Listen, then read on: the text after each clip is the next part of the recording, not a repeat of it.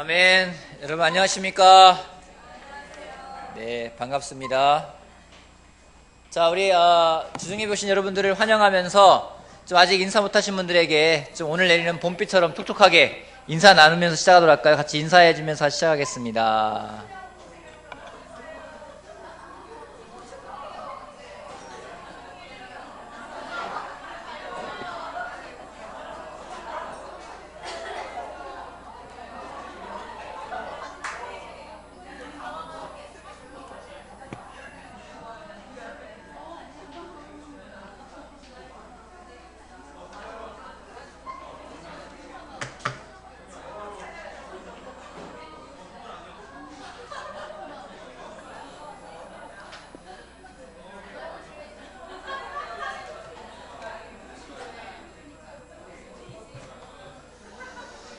자, 자리 돌아가 주시고요. 여러분, 잘들 지내셨습니까?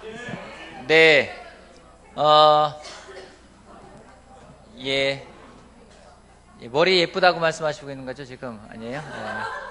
머리 파마인드 잘 나왔다, 컬이 살아있다, 그래요. 예쁘게 잘 나왔네요, 파마가. 예. 자, 지난 주일은 우리 박지호 장님 오셔가지고 말씀 나누셨는데, 여러분 잘 기억하고, 여러분, 지난 며칠 동안 누구랑 교제했습니까? 하나님과 교제했습니까? 예, 그럴 거라 제가 믿고요. 먼저 광고 말씀드릴게요. 저희가, 한 달에 한 번씩 매주 마지막 주는요, 형제자매 나눠서 예배 드리려고 합니다.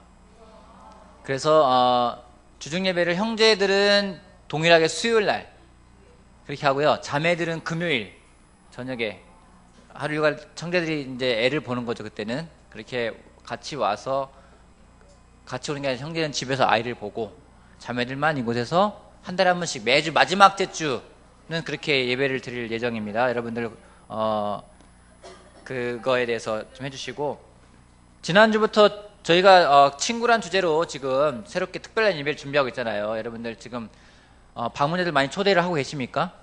저도 지금 지난주부터 시작해서 계속 사람들을 팔로우하고 있어요. 팔로우하고 있는데, 그렇게 하니까 좀 마음이 좀 깨어나는 것 같고, 누굴 데려와야 될 것인가 더 생각을 많이 하게 되는 것 같습니다. 그래서 여러분들 친구를 좀 많이 초대할 수 있게끔 해주시기 바라고, 이번 주는 분당교회에 있는 임효정 목사님이 오셔가지고 말씀을 나눠주실 거예요. 그래서 여러분들 친구들 많이 초대해서 같이 하나님 말씀을 잘 들을 수 있게끔 많이 그런 부분에서 좀 더 신경 써주시길 바라겠습니다. 아멘.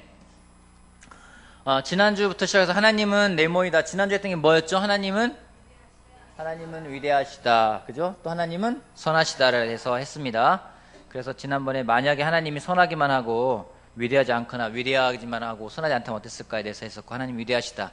위대함이라는 것에 대해서 같이 저희가 배웠던 것들 쭉 보고요. 시편 40편에 하나님에 대한 위대함을 나오게 했고, 하나님의 위대하심 보지 못하게 하는 것들은 우리 자신에게서 위대함을 찾으려 할 때, 간절히 원하는 것을 위해 하나님이 아닌 다른 것을 달려갈 때, 그 다음에 문제가 너무 커서 하나님을 도울 수 없다 믿을 때였는데, 문제보다는 항상 하나님이 크다는 것을 같이 이야기했습니다. 하나님의 선하심에 대해서 어떤 걸 얘기했었고요. 하나님의 바람이 무엇인지, 우리 모두가 다 구원받기 원하신다는 것, 하나님의 선물이 무엇인지에 대해서도 말씀했고, 하나님이 선하다고 믿기 어려운 경우에 하나님이 안 돼! 라고 말할 때, 삶이 힘들 때, 아무 잘못한 사람이 상처를 받을 때였지만은 하나님이 선하고 의로우신 분임을 다시 한번 이야기했고, 왜 선한지 십자가를 생각할 수 있었다는 것에 대해서 했습니다. 네, 여기까지 했고요. 자, 오늘은 세 번째, 하나님은 뭐 하면 좋을까요? 하나님은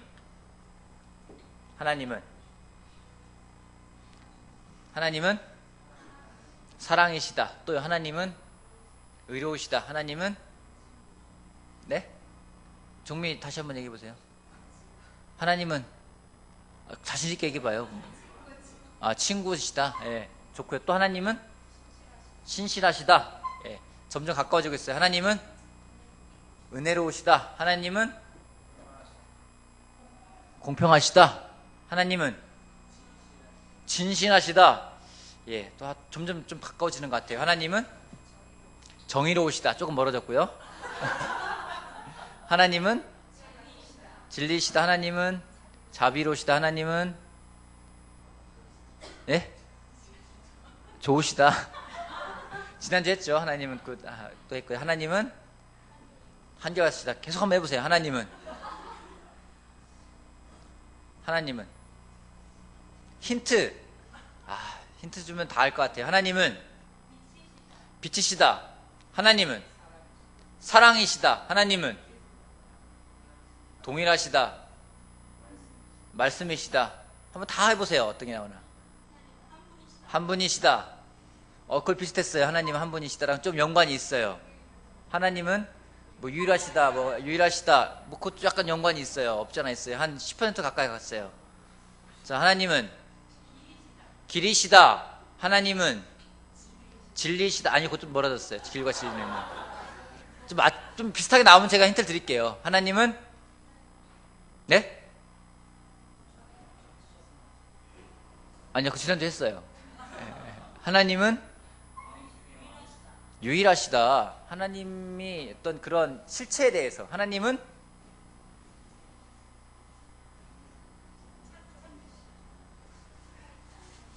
뭐라고요? 살아있다. 비슷했어요. 아주 근접했어요. 하나님은 아니요, 좀 번나갔고요. 제가 말할게요. 하나님은 실존하신다. 글쎄요. 존재라고 했어요. 아깝네요. 그죠? 아까워요. 하나님은 실존하신다. God is 뭐라고 읽어야 돼요? 이거 레알로 읽어야 돼요? 하나님은 실존하신다. God is real. 같이 보도록 하겠습니다. 여러분, 하나님 실존하세요? 정말이에요? 자, 왜 하나님이 실존하는 것에 대해서 우리가 공부를 해야 될까요? 네? 믿음의 시작이니까. 하나님에 대해서 우리가 왜 하나님이 실존하다는 거에서 하나님 정말 계신 분이야, 하나님은 정말 계신 분이야라는 것에서 우리가 왜 공부를 해야 될까요? 미래와 희망을 걸 수 있으니까. 자, 그 이유를 성경에 찾으면 되겠죠. 성경에 하나님이 실존하는 것에서 우리가 왜 알아야 될까? 왜 공부해야 될까? 베드로전서 3장 15절 보도록 합시다. 베드로전서 3장 15절. 오늘 여러분 정신 잘 차리고 들으셔야 돼요. 안 그러면요 졸릴 수 있어요. 제 아내가 그랬어요. 제가 하는 걸 듣더니 야, 잘못하면 졸기 쉽겠다 얘기하더라고요. 자, 졸다가 떨어져 죽으면 전 살릴 자기가 그 능력이 없습니다. 자, 3장 15절 말씀을 자, 우리 동일 형제 한번 읽어줄래요? 베드로전서 3장 15절.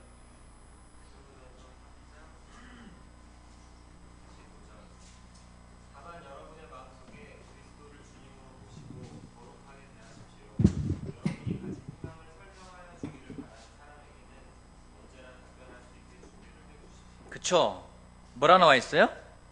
여러분이 가진 희망을 설명하여 주기를 바라는 사람에게는 언제요? 언제나 성경 공부할 때만 아니라는 거죠. 마트에 가서 아줌마를 만났는데 하나님에 대해 물어보거나, 학교에 갔는데 학부모님에 갔는데 아줌마가 물어보거나, 회사 갔는데 직장 동료가 나한테 물어보거나, 하나님이 살아계셔? 하나님 실제로 계셔? 이렇게 이야기했을 때 언제나 답변할 수 있게 준비를 해두라고 이야기를 하고 있어요. 오늘 여러분에게 누군가 다가가서 하나님 실제로 계셔? 물어보면 여러분 뭐라고 답변하실래요? 그래, 그걸 끝내실 거예요? 어떻게 믿을 수 있어? 라면 뭐라고 대답하실래요? 우리가 왜 실존을 공부해야 되는지는요, 첫 번째는요, 하나님을 찾는 사람들을 돕기 위해서입니다. 하나님을 찾는 사람들이 있어요. 그죠? 여러분도 찾았잖아요. 그죠? 그 사람들에게 똑같이 뭔가 설명을 해야 돼요. 그 사람들을 도와줘야 돼요. 그러기 위해서 공부해야 되고요. 두 번째는요, 개인적인 확신을 위해서입니다. 여러분, 지금까지 의심해 본 적 있으세요? 없으세요? 의심될 때가 있죠? 그때 어떻게 하십니까? 기도해요? 네, 또요? 찾아보고요. 그냥 의심 들면 나쁜 마음이야, 이거 넘어가십니까? 여러분, 말씀에 대해서, 때로는 하나님의 실존에 대해서나 성경 말씀에 대해서 여러분 의심하는 게 나쁜 건가요? 좋은 건가요? 대답하기 어렵죠? 그죠? 의심이 들 때 그냥 넘어가는 게 아니라요, 깊은 확신이라는 것은 그냥 믿는 게 아니에요. 그냥 믿는 게 아니라 그냥 믿는다라는 말은요, 그냥 안 믿을 수도 있다는 얘기예요. 하나님 존재한 거 어떻게 믿어? 그냥 믿어. 그냥 안 믿을 수도 있다는 얘기예요. 그래서 여러분, 내가 설득되어야 누군가를 설득할 수가 있습니다. 믿음이 있다라는 것은요, 내가 하나님 말씀에 의해서 설득되어졌다라는 거예요. 여러분, 로마서에 보면은요, 아브라함과 하나님과의 관계를 어떻게 표현했냐면요, 하나님이 아브라함을 설득했대요. 그렇게 표현되고 있어요. 로마서 보면은요, 하나님이 아브라함을 이러한 것들로 설득했다고, 아브라함이 설득되어졌다고 이야기를 하고 있어요. 성경 공부할 때 여러분 설득되어지지 않았습니까? 누군가 여러분 성경 공부를 가르쳤죠. 설득이 되어지는 겁니다. 여러분, 만약에 여러분들의 아이가 하나님 계셔? 라고 묻으면 여러분 뭐라고 대답하실래요? 계시지. 어떻게 있어? 어떻게 믿어? 그냥 믿어. 그냥 믿어. 그럼 안 되는 거죠. 그죠? 우리가 하나님이 왜 살아계신지에 대해서, 왜 실존하시는지에 대해서 설명을 할 수가 있어야 됩니다. 성경에서 보면은요, 뭔가 자기가 믿고 있는 것에 대해서 설명을 잘했던 사람들이 있어요. 누가 있나요? 예수님 하나님이니까 뭐 설명 잘했을 거고, 또 누구요? 신약에서 바울, 또요? 누가? 베드로, 스데반. 사도행전 7장 보도록 할게요. 이 인물 봅시다. 이 인물. 사도행전 7장. 7장 보면은요, 스데반이, 7장은 1절부터 끝절까지 스데반 이야기예요. 그죠? 스데반이 설명을 잘했나요?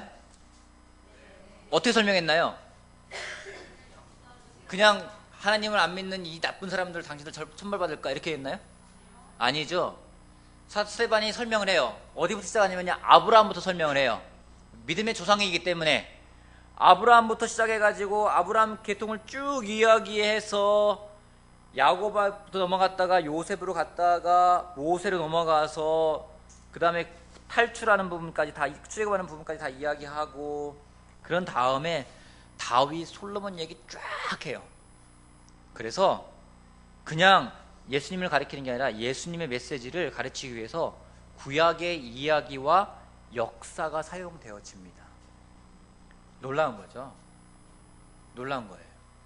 여러분, 스데반 이야기 듣기를 딱 보고 있으면요, 참 이 사람이 성경을 모세 5경부터 시작해서 다 알고 있었구나라는 것을 알 수가 있어요. 또 하나 더 봅시다. 사도행전 17장 봅시다. 17장 2절에서 3절 말씀. 거기는 누가 읽을까요? 사도행전 2장 17장 2절에서 3절 말씀을 우리 전유범 형제 큰 소리로 한번 읽어줄래요? 사도행전 17장 2절 3절.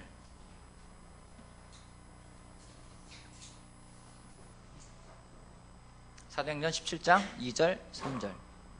바울은 자기 관례대로 회당으로 그를 찾아가서 새 안식일에 거쳐 성경을 가지고 그들과 토론하였다.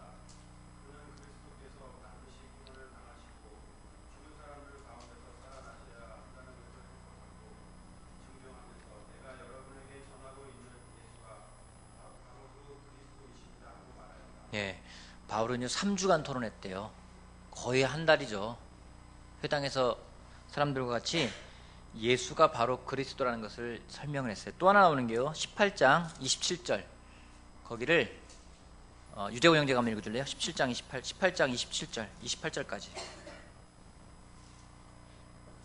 18장 27절에서 28절까지.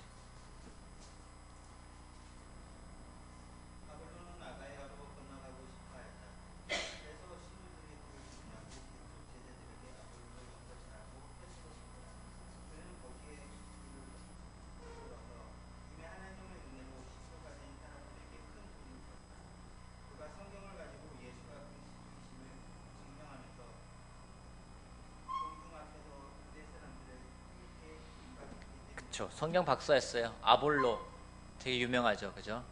스데반도 그랬고 바울도 그랬고 아볼로도 그랬고, 성경에 많은 사람들이요 자기가 믿고 있는 것에 대해서 잘 설명했어요. 봅시다. 하나님이 존재하시죠? 어떻게 증명할 수 있을까요? 어떻게 증명할 수 있을까요?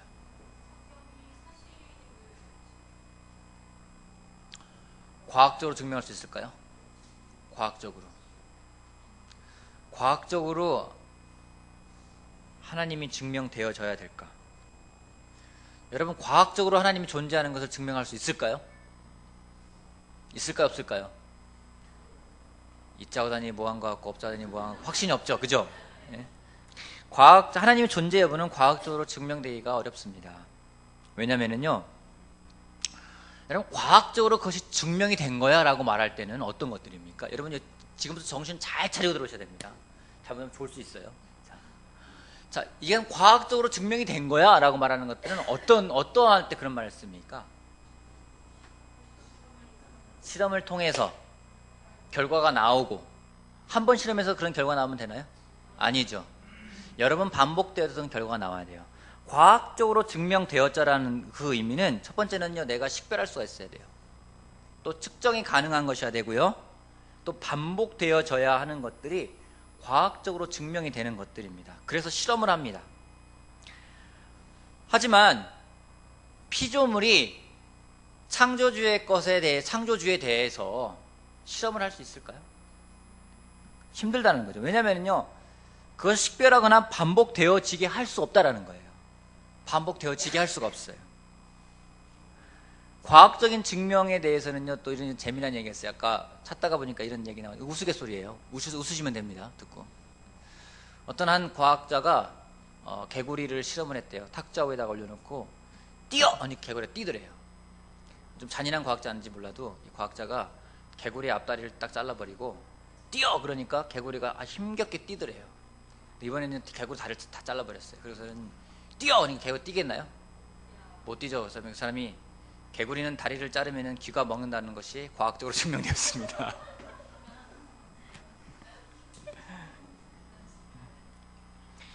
여러분, 때로는 과학적으로 뭔가 증명이 돼야지만 우리가 믿으려고 할 때가 있어요. 과학적으로 증명되지 않는다고 해서 그것이 존재하지 않는다라고 말할 수가 없습니다. 이 세상에는요, 측정이 불가능하거나 반복되어지지 않는 실질적인 것들이 있습니다. 측정이 불가능해요. 눈에 잘 보이지도 않아요. 근데 존재하는 것들이 있어요. 어떤 게 있나요? 사랑, 또요.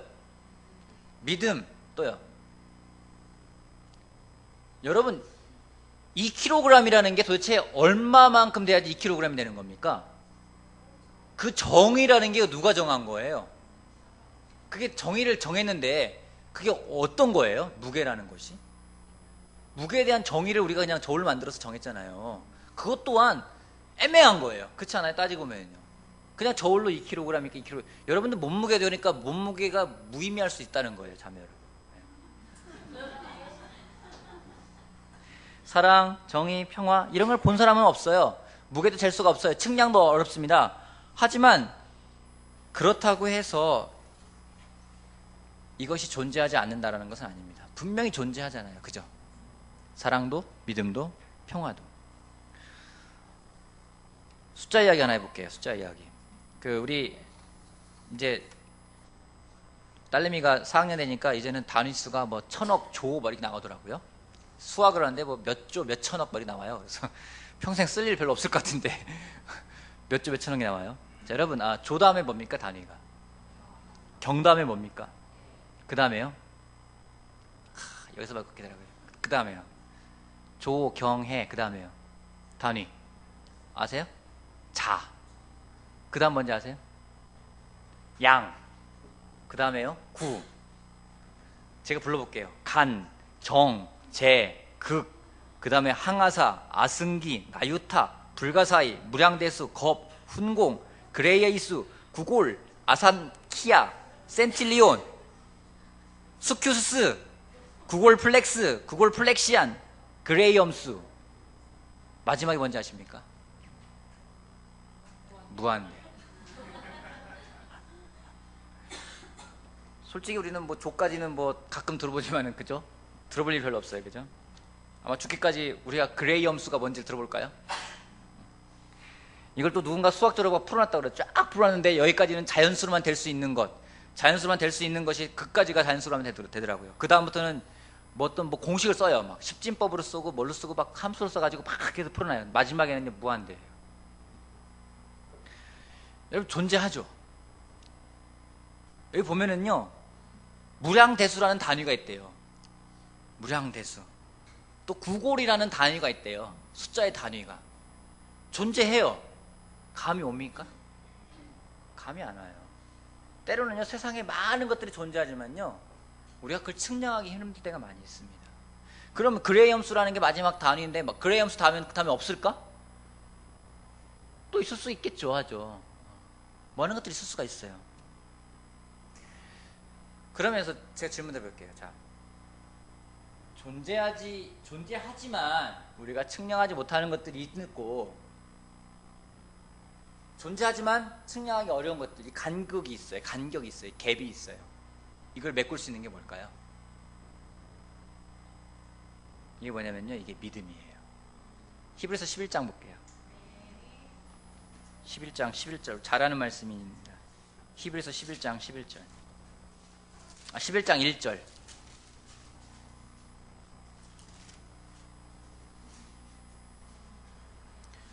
11장 같이 한번 읽어볼까요? 11장 1절.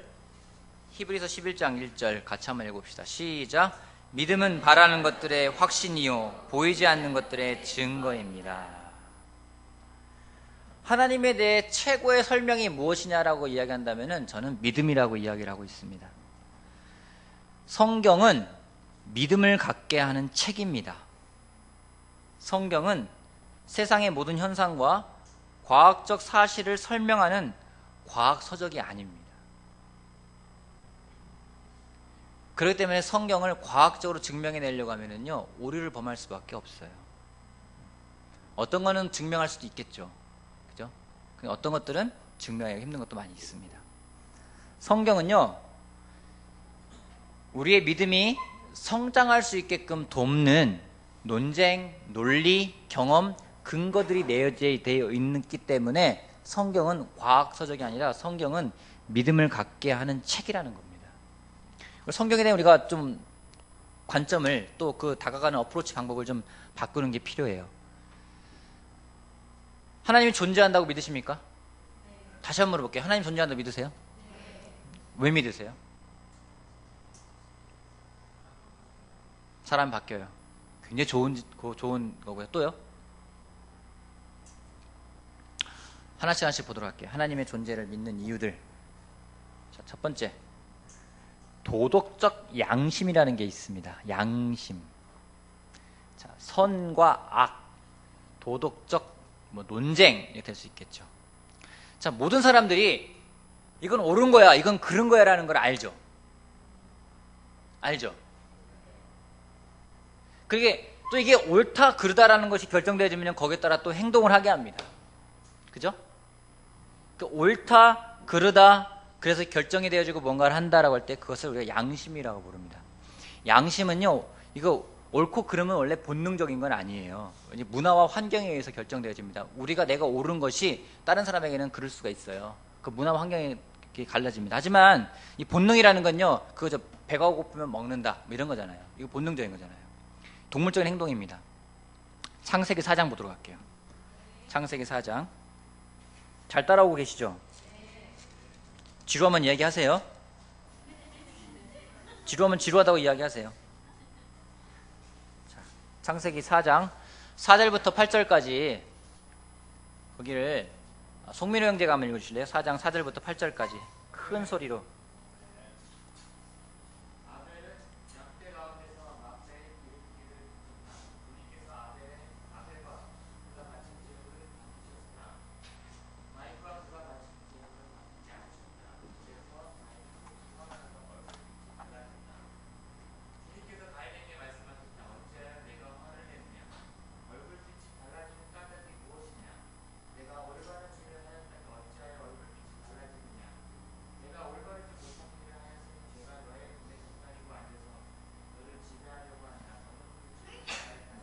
네, 거기까지 보도록 할게요. 이 말씀은 하나님의 율법이 제정되기 전입니까? 제정되기 후입니까? 제정되기 전이죠. 근데 하나님께서는요, 가인에게 옳은 거를 하라고 요청을 하셨습니다. 여러분, 살인이 죄라는 것은 여러분이 공부해서 배운 겁니까? 아니면 여러분이 본능적으로 알게 되는 겁니까? 그렇죠? 살인이 죄라는 것은 공부를 하거나 또는 법이나 정부에서 살인은 나쁜 거야라고 가르치셨기 때문이 아니라 우리 양심에 의해 만들어진 거예요. 그리고 하나님은요, 그 양심을 따르라고 또한 이야기를 합니다. 우리가 다 알아요. 자, 아이가 있습니다. 여러분 자녀가 있는데요. 오늘 집에 갔는데 좀 심심해요. 그래서 애를 때려요. 좋은 거예요, 나쁜 거예요? 그냥 그럼 심심한데 애 한번 오늘 매매 한번 해볼까? 이러는 거예요. 그게 맞은 거예요, 틀린 거예요? 누가 가르쳐줬어요? 누가 가르쳐줬어요? 싱글들은 어떻게 알아요? 애도 안 낳아봤는데. 다 알죠? 그건 누가 가르쳐준다는 게 아니라요, 우리 양심에 의해서, 보편적 양심의 가치라는 게 있습니다. 이 양심을 누가 만드셨냐면요, 하나님이 만드셨어요. 이거는 인간만이 가지고 있는 거잖아요. 그런데 때로는요, 어떤 사회적 규칙이나 동의가 되게 중요하다고 생각할 때가 있어요. 사회적 규칙이나 동의가 있었다면은, 그게 좋은 거라면은 왜 유대인의 대학살이나 십자군 전쟁 같은 것들이 벌어져야 될까요? 그것은요, 이런 행동들은 양심에 따른 것이 아니라 그 양심에 반하는 행동에서 나온 결정들입니다. 그게 결과물이라는 거죠. 믿지 않는 사람들, 성경에 나와 있어요. 믿지 않는 사람도요, 율법을 모르는 사람도요, 믿지 않는 사람이 율법을 모르는 사람들도요, 자기 양심에 걸리지 않으면은요, 하나님이 구원해 주겠다고 돼 있어요. 로마서에 나와 있어요. 그죠? 이건 그냥 소중한 거예요. 이런 걸 통해서 우리가 때로는 하나님이 존재한다는 걸 믿을 수가 있는 거죠. 자, 이건 좀 그런 거라면, 자, 좀 더 실질적으로 창조와 진화. 창조와 진화. 여러분, 창조를 믿으십니까? 진화를 믿으십니까? 창조를 믿으세요? 왜요? 그럼 누가 설득될 것 같아요? 그렇구나, 나도 믿어야지 이럴 것 같아요? 자, 하나 봅시다. 하나님이 세상을 며칠 동안 창조하셨나요? 며칠 동안 창조하셨나요? 확실해요? 정말이에요? 6일이에요? 정말 6일이에요? 그러면은 월, 화, 수, 목, 금, 토 딱 하고서는 주 6일 딱 근무하고서는 이제 하나님 쉬신 거예요? 맞아요? 지금 우리가 생각하는 6일 동안 창조하신 거예요? 확실해요? 그래요? 자, 날의 개념 봅시다. 날. 6일이라는 뜻인데, 이 데이, 날이라는 단어의 히브리어는요, 요음이라는 단어를 써요. YOM, 요음이라는 단어를 씁니다.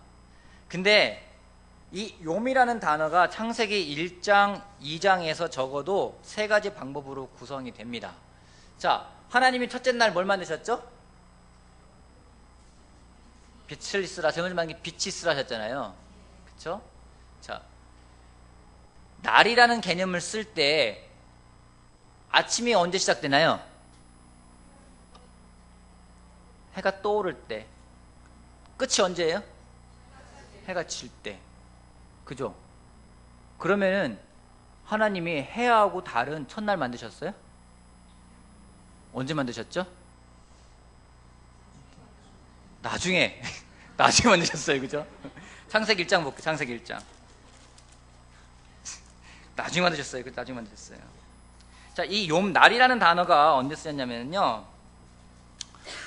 여기 나와요. 5절에, 1장 5절에 빛을 낮이라 하고 어둠을 밤이라 하셨다. 저녁이 되고 아침이 되니 하루가 지났다. 이 낮과 밤을 구별하는 의미로 이 데이, 욤이라는 단어, 이 날이라는 단어를 썼어요. 그리고 2장 4절 볼게요. 2장 4절. 하늘과 땅을 창조하실 때의 일은 이러하다 라면서 전체 창조일, 창조한 날은 이렇다라고 기간을 의미할 때 씁니다. 또 하나는요, 나이, 시간, 영원한 수명, 수명 기간 이런 것들에서 쓰는 거예요. 그럼 재밌는 건 1장에 보면은요, 13절에 14절에 하나님 말씀하시기를 하늘 창공에 빛나는 것들이 생겨서 낮과 밤을 가르게 하시고 계절과 날과 해를 나타내어 표가 되어라. 넷째 날에 하나님이요 해와 달을 만드셨어요. 그러면 그전에는요 하루가 지났다 할 때는요 이건 우리가 말하는 해가 뜨고 해가 지고 이런 개념이 아닌 거예요.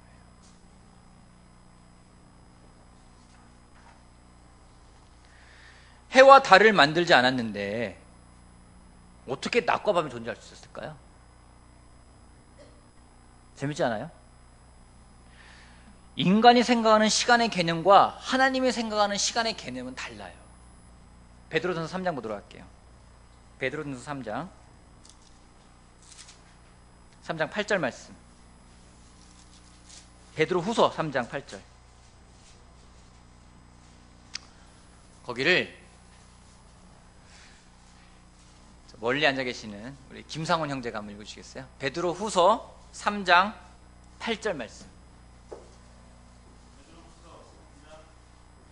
네.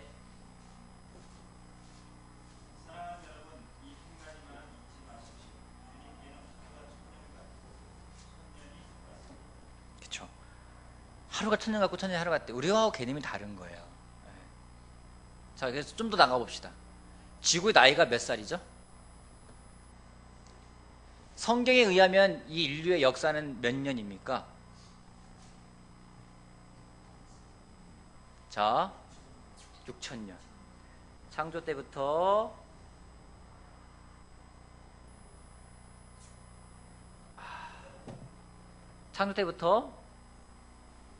구약 끝날 때까지가 4,000년이에요. 신약이 2,000년이에요. 그래서 6,000이라고 봐요. 6,000년이 맞습니까? 과학자들은 지구의 나이를 몇 살로 보죠? 보통 45억 년, 50억 년 하잖아요. 어느 게 맞나요? 어느 게 맞아요? 둘 다 틀려요? 여러분 마태복음 1장에 보면은 우리가 항상 콰이트함 할 때 좀 되게 좀 꺼려하는 마태복음 1장 뭐가 나오죠? 누가 누구를 낳고 누가 누구를 낳고 누가 누구를 낳고. 그러면은 이 가계도에는 모든 자손이 다 포함됐을까요? 어떻게 알아요? 여기엔 다 포함되지 않았어요. 이름의 목록은 완전한 목록을 제공하는 것이 아니라요. 단지 그것이 쓰여진 이유는요. 예수님이 아브라함에게서 태어난 자손이라는 것을 그 예언을 증명하기 위해서인 거예요. 거기에 다 쓸 이유가 없어요. 지난번에 했지만은요, 과학자들은 지구 나이를 45억 년으로 추정을 합니다.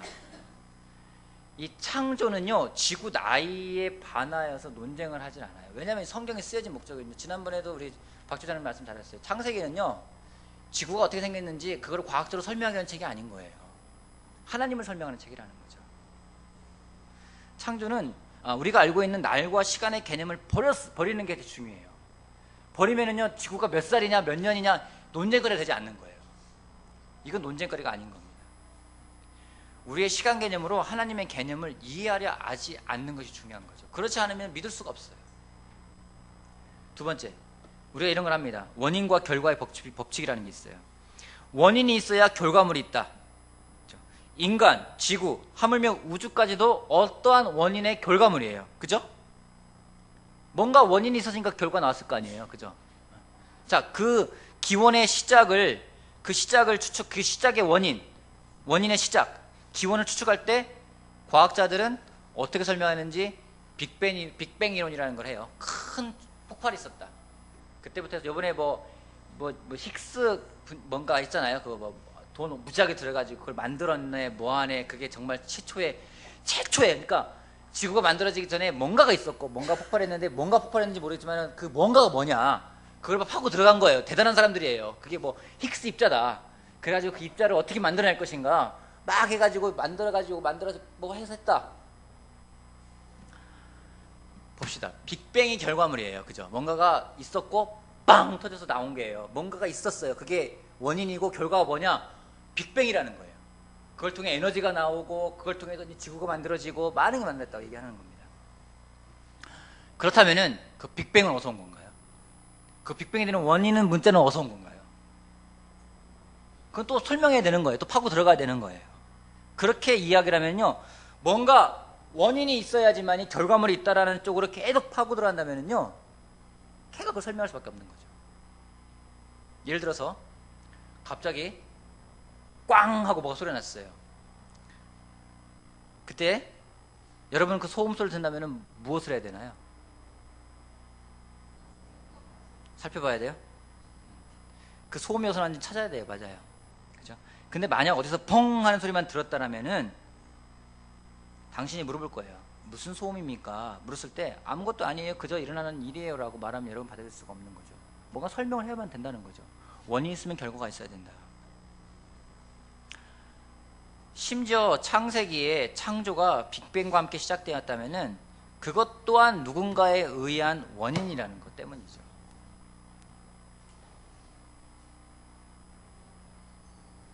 자, 이런 거죠. 모든 게 만들어진 데에는 원인이 필요하다. 그럼 하나님도 만들어졌으면 누가 어떤 원인에서 만들어졌느냐? 이렇게 또 따질 수밖에 없는 거예요. 모든 걸 이렇게 가져가 본다면은. 과학적으로 증명한다는 건 그런 개념이잖아요. 근데 하나님은요, 누가 만든 게 아니라는 거죠. 원래부터 정의 그대로 영원하고 창조되지 않으셨으며, 하나님이 만약에 누군가에 의해 또 창조된 존재라면은 그것 또한 신이 아니라는 거죠. 이해가 되세요? 안 되시는 분들도 있는 것 같아요. 우리가 대부분 그렇게 생각을 합니다. 우리가 보고 인지하는 것들은 결과물은 어디서부터 시작되어져야 된다라고 생각을 합니다. 그게 우리가 갖고 있는 생각들이에요. 근데 하나님은 그것을 뛰어넘는 그 위에 계신 분이라는 거죠. 이해할 수 없는 어디선가부터 시작될 수 있다는 거죠. 때론 이런 얘기도 해요. 우연이 됐다. 만약에 창조주가 없다면 이 모든 것들이 우연적으로 일어날 수 있을까? 여러분들이 정말 태어나는 것들이 우연이고요. 여러분이 어느 날 인간이 된 게 우연인 거예요. 그리고 이 DNA부터 시작을 해서 이 인체, 태양과 이 달과의 완벽한 거리, 지구와의 완벽한 거리, 이것들이 다 돌아가는 것들, 이런 것들이 다 우연이다. 이렇게밖에 안 될 수밖에 없는, 설명할 수밖에 없는 거예요. 정말 이게 우연일까요? 여러분, 과학자들 가운데요, 우연히 어떻게 하다 보니까 지구가 태양 주위를 돌게 되었고 아주 일정한 규칙적으로 그것도 23.5도가 딱 기울어져 가지고 돌기 시작을 했고, 우연이라고 생각하는 과학자들은 많지가 않아요. 과학자들이 하는 건 뭐냐면요, 우주에는 순서가 있고 형태가 있다고 믿는 거예요. 그렇기 때문에 그 형태와 순서를 발견해 나가고자 하는 것들이 과학자가 하는 일이지, 이 모든 게 우연히 생겼다고선 생각하고 과학적 접근하는 과학자는 많지 않다는 겁니다.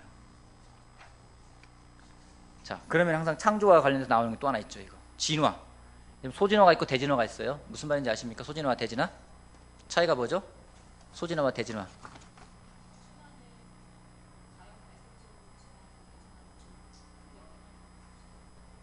비슷했어요. 소진화, 대진화. 진화, 소진화는요, 그냥 그 종간에서 이렇게 살짝 변하는 거고, 대진화는 갑자기 뭐 이런 거죠. 갑자기 물고기가 개구리가 됐다. 이런 식으로. 갑자기 물고기가 땅에 올라와가지고 공룡이 돼서 말이 돼서 그다음에 사람이 됐다. 뭐 이런 식으로 한다거나, 뭐 이런 것들.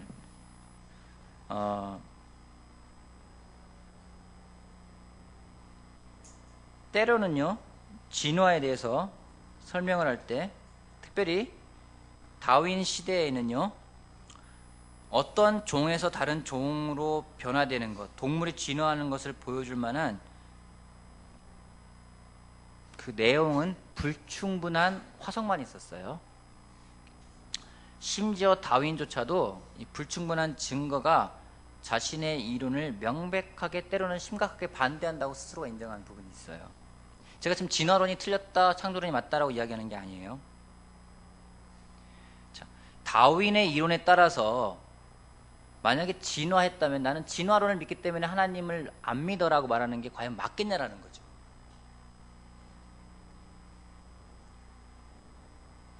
창조주가 하나님이라면은요, 진화하죠. 여러분, 진화하죠. 여러분, 진화 안 해요? 진화하는 거 어떻게 할 수 있습니까? 어제보다 오늘이 더 달라졌어요? 어떻게 할 수 있어, 진화를? 네? 흰머리가 생긴, 그건 진화인가요? 퇴화인가요? 어떻게 여러분 진화하는 거 어떻게 알 수 있어요? 진화하죠? 그쵸. 여러분도 아기 때부터 원래 엄마 배 태어날 때 이렇게 태어났어요? 아니죠. 조그만 애가 커요. 진화돼요. 그죠? 진화하잖아요. 여러분, 난 진화론을 믿기 때문에 하나님을 안 믿으라고 말한다는 것은 이거는 말이 안 된다는 거죠. 하나님은 진화도 사용할 수 있는 능력이 있는 분이에요. 우리가 편협된 생각에 빠지지 않았으면 좋겠어요. 자, 진화론 하나의 론이에요. 이론일 뿐이에요. 그죠? 자, 그렇다면 난 진화론을 믿어. 나는 그러니까 하나님 존재 안 믿어. 그렇게 생각하지 않아요. 하나님 빅뱅을 쓸 수도 있어요. 정말로 진화를 쓸 수도 있어요. 하나님의 생각을 우리는 때로는요, 그냥 내 생각 속에다 가둬둘 때가 있다라는 거죠. 그래서 바라보는 시각을 좀 달리하는 게 필요해요. 그래서 진화론이 옳다라고 제가 얘기하는 건 아닙니다. 우리가 가지고 있는 것들이 있어요. 아까 하나님 존재를 믿을 수 있는 이유들이 이런 것들이에요. 도덕적인 양심, 창조와 진화, 이런 많은 걸 볼 때요. 창조를 믿어도 하나님을 믿을 수 있고요. 진화를 믿어도 하나님을 믿을 수 있는 거예요. 어떤 게 옳다 그르다? 논쟁하기 시작하면은요, 아무것도 안 되는 거예요. 중요한 거는 하나님이 존재하고 있다는 것을 믿게끔 하는 게 제일 중요한 거지. 하나님이 진화를 사용했는지, 정말로 빅뱅을 사용했는지, 아니면 정말 날 때부터 요 모양으로 사람을 딱 만들어가지고 이렇게 했는지 모르는 거잖아요, 그거는요. 그죠? 단지 하나님의 형상을 닮은 사람을 만드셨다. 우리 그걸 믿는 거잖아요. 그렇기 때문에 우리 인간을 만드셨다는 걸 믿는 거지. 하나님이 존재한다는 그 존재를 못 믿겠다고 말하는 건 아니라는 거죠. 또 하나는 이런 거죠. 가장 믿을 수 있는 것들. 변화된 삶. 자, 디모데전서 1장 보도록 합시다. 디모데전서 1장 15절 15절 16절.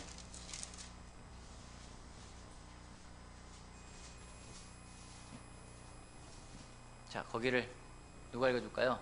김종화 형제가 읽어주시겠습니까? 1장 15절 16절.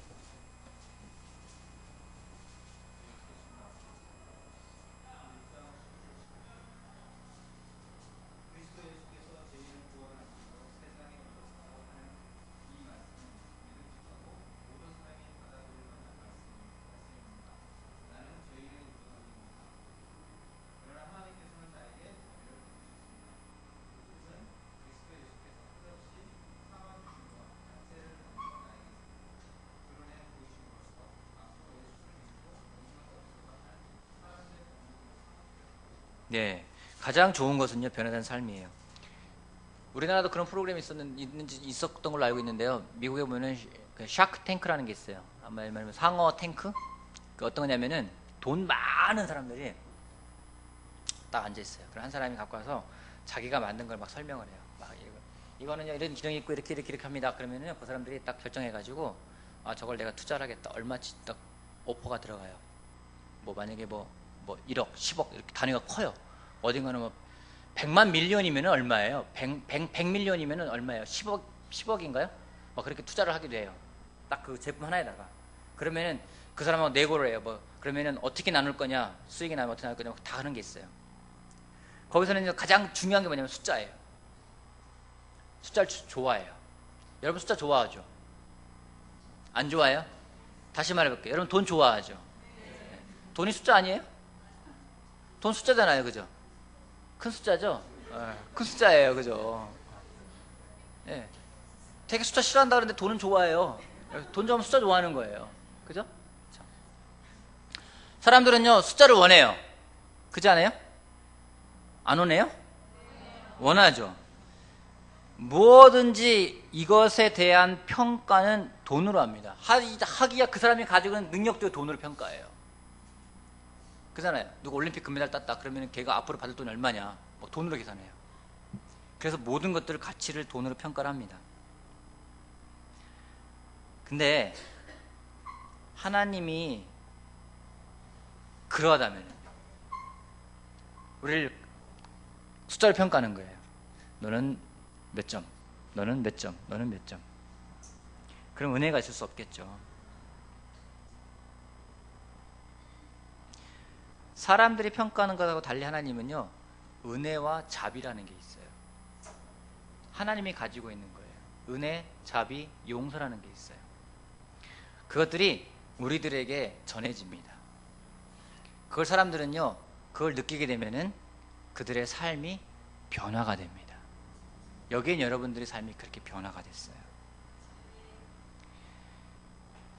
하지만 삶이 변화가 안 되면은요, 그건 뭐냐면 위선인 거예요. 그 위선이 사람들이 하나님을 따르게 하는 삶을 포기하게 만듭니다. 여러 번 이야기하지만은 이제는 아이들이 커가고 있어요. 그 아이들이 세례를 받을 수 있을지 안 받을 수 있을지는 전적으로 부모의 영향이 큽니다. 교회에서는 잘하는데 집에 가서는 영 아니다. 아닌 거죠. 변화됐다는 삶은요, 항상 그 하나님의 은혜와 자비와 사랑이 항상 나한테 작용을 하는 거라는 얘기죠. 그럴 때 사람들이 하나님을 알 수 있는 거죠. 여러분, 가장 영향력 있는 건 결국 내 변화된 삶인 것 같아요. 내가 하나님을 믿어. 믿으니까 삶이 변했어. 그것만큼 더 좋은 게 있어요? 많은 사람들하고 논쟁을 할 때가 있습니다. 제가도 이야기했지만은 예전에 제일 처음에 제가 전임되고 나서 인도했던 데가 이제 서울대 대학원생들하고 같이 성경부를 했는데요. 제가 무슨 이야기를, 거기에 이제 생물학과 박사 출신들하고 공부를 했었어요. 창조와 진화에 대해서 막 이야기 나오기 시작했었어요. 제가 거기서 무슨 얘기를 하겠습니까? 제가 얘기 안 했어요. 대신에 생물학과 박사인 형제한테 얘기하라고 했어요. 저보다 영향력이 더 있으니까. 많은 것들, 뭐 창조네, 뭐 진화네, 뭐가 이러네, 어떤 철학적으로 이러네, 저러네, 많은 이야기를 할 수 있어요. 하나님이 계시네, 안 계시네, 많은 이야기를 할 수 있어요. 근데 진짜 영향력 있는 게 뭔지 아십니까? 삶이에요, 삶. 이번에 한 교회에 수련회가 있었다고, 형제들 수련회가 있었다고 그래요. 형제들 수련회가 있었는데, 거기에 정말 말도 별로 없고, 점잖고, 마음도 이렇게 좀 닫혀있는 한 남자가 같이 따라갔다고 합니다. 그분이 그 수련회를 갔다 온 다음에 성경을 공부하겠다는 거예요. 왜일까요? 거기서 좋은 레슨을 들어서? 별로 드문 것 같아요. 제가 설교를 정말 1년에 따져보니까 3분의 1 설교를 하더라고요. 365일 가운데 한 300일 좀 더 넘게 설교하는 것 같아요. 100일 정도 넘게 좀 설교하는 것 같아요. 150번도 하는 것 같아요, 많게 할 때는. 근데 150번 설교 가운데 설교 듣고 성경 먹겠다 결정한 사람 많잖아요. 제가 회개해야 되겠죠. 거기에 와서 형제들을 보면서 영향을 받는 거예요. 이 사람들이 하나님을 믿는데 하나님 믿는 사람 보니까 다른 거예요, 삶이. 나이가 많은데 꼭 애들처럼 노는 거예요. 하나 더 얘기할까요? 여러분도 나이 먹어가면 갈수록 여러분 마음 열어질 거예요. 여러분이 나이가 들면 들수록 마음이 굳어지고 고집이 세지는 게 아니라 더 마음이 열어질 거예요. 눈물도 잘 흘릴 거예요. 왜요? 그게 정상이에요. 하나님 말씀이 나를 그렇게 만들기 때문에요. 그게 변화된 삶 아니겠습니까? 요즘에 한 가지 되게 놀라운 걸 하나 경험했어요. 제가 원래 그런 사람 아닌데, 저는 지난번 전임 수련회 갔어요. 전임 수련회 가서 어떤 이야기 하다가 앞에 있는 한 목사님이 자기 개인적인 어떤 감정으로 눈물을 흘리시는데 제가 눈물이 나는 거예요. 그걸 보면서. 제가 미쳤나 생각 들은 거예요. 아니, 어떤 남자가 운다고 제가 따로 우는 게 이상한 거잖아요, 그게. 그 뭐 슬픈 드라마도 아니고. 시간 갈수록 마음이 더 열어지는 것 같은 거예요. 근데 이게 정상 아닌가요? 점점점 어린아이 같아 되어야 되는 거잖아요. 우리들의 변화된 삶이 가장 하나님을 믿기 좋은 툴이라는 거죠. 여러분, 어떻게 하나님에 대해서 내가 실존한다고 믿는 걸 내가 증명할 수 있을까? 어떻게 설명할 수 있을까? 어떻게 온유한 태도로 전할 수 있을까? 준비되는 게 제일 중요한데요. 가장 좋은 건 여러분 삶이라는 거죠. 누군가 여러분 삶을 보고서는 너 왜 그렇게 변했냐? 그러니까 하나님이 계시거든. 그분이 나 이렇게 변해놨어. 그러면 하나님은 못 믿어도요, 여러분 보면서 관심을 가져갈 거예요. 그렇지 않아요? 한 예로 박정민 형제가 교회 와 성경부를 하게 되면서 가장 영향받은 게 뭐냐면요, 그 옆에 있는 여자친구인 현정자매가 회사에서 출근하는데, 거기는 이제 공무원들은 이제 시간의 수당이 있어가지고 이제 거짓으로 이렇게 카드를 띡띡띡 긁는 게 있어요. 다 해요, 다. 근데 저 자매가 안 한 거예요. 신기한 거죠. 왜 안 할까? 하나님 믿는다는 거예요. 성경에 있기 때문에 안 한다는 거예요. 성경을 시작을 했어요. 박정민 형제가 안 하겠다고. 안 해요. 한 달에 몇십만 원 손해보고 있어요. 그냥 집 앞이기 때문에 긁고 가도 되는데 안 하고 있어요. 그거 보면 사람들이 미친놈 이럴까요? 그럴 수 있어요. 근데 미친놈이라고 하지만요, 영향은 받을 거예요. 쟤 왜 저럴까? 쟤 정말 하나님 믿나 보다. 아, 쟤 보면 하나님 믿는 것 같아. 그런 말 나와야 되잖아요. 그죠?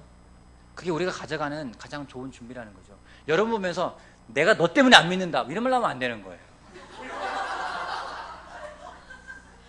그런 말 들을 수 있어요. 그런 말 들을 수 있어요. 그게 아니라 정말 내 당신 보니까 하나님 믿을 수 있어. 제일 좋은 답변이겠죠. 바울이 그러잖아요. 죄인 중에 두목이었다고. 내가 변했다고. 디모데도 변했고요. 스테반도 변했고요. 많은 사람들이 변했어요. 학식과 어떤 지식으로 하는 게 아니라 결국 삶이라는 거죠.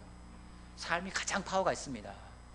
여러분 교회에서 가장 영향받는 게 삶 아닙니까? 보니까 이 사람들 다 무슨 다 돈 많은 사람이니까 다 왜 실실 웃고 있어? 이러잖아요, 사람들이. 우린 다 아는데 그게 아닌데, 그죠? 그 삶, 그걸 포기하지 않길 바랍니다. 그것이 바로 제자들입니다. 하나님의 살아계심을 증명할 수 있는 가장 좋은 사람들, 그 사람들이 제자임을 기억하길 바랍니다. 아멘. 오늘 많은 걸 얘기했어요. 하나님은 살아계신다는 것에 대해서 이야기했습니다. 그것을 왜 준비해야 되는지에 대해서 설명했습니다. 스데반도 했고 바울도 했고 아볼로도 했고 좋은 준비를 했습니다. 또 과학적으로 어떤 것들을 증명하는 것들에 대해서 이야기를 합니다. 과학, 뭐 창조, 진화, 많은 걸 이야기할 수 있어요. 다 원인과 결과가 있어야 된다는 법칙도 이야기할 수 있고요. 다 설명할 수 있어요. 하지만 개념이 우리가 생각하는 개념하고 다르다는 거죠. 이 성경은 과학책이 아니라 믿음을 갖게끔 도와주는 책이라는 거, 여러분 그거에 대해서 포인트를 가져가길 바랍니다. 과학은 과학으로 풀자고요. 믿음은 성경으로 푸는 겁니다. 좀 구별해서 풀어갈 수 있는 여러분이 되길 바라겠습니다. 가장 중요한 거, 하나님이 살아계심을 증명할 수 있는 가장 좋은 것은 바로 우리의 삶임을 기억하길 바랍니다. 마치겠습니다.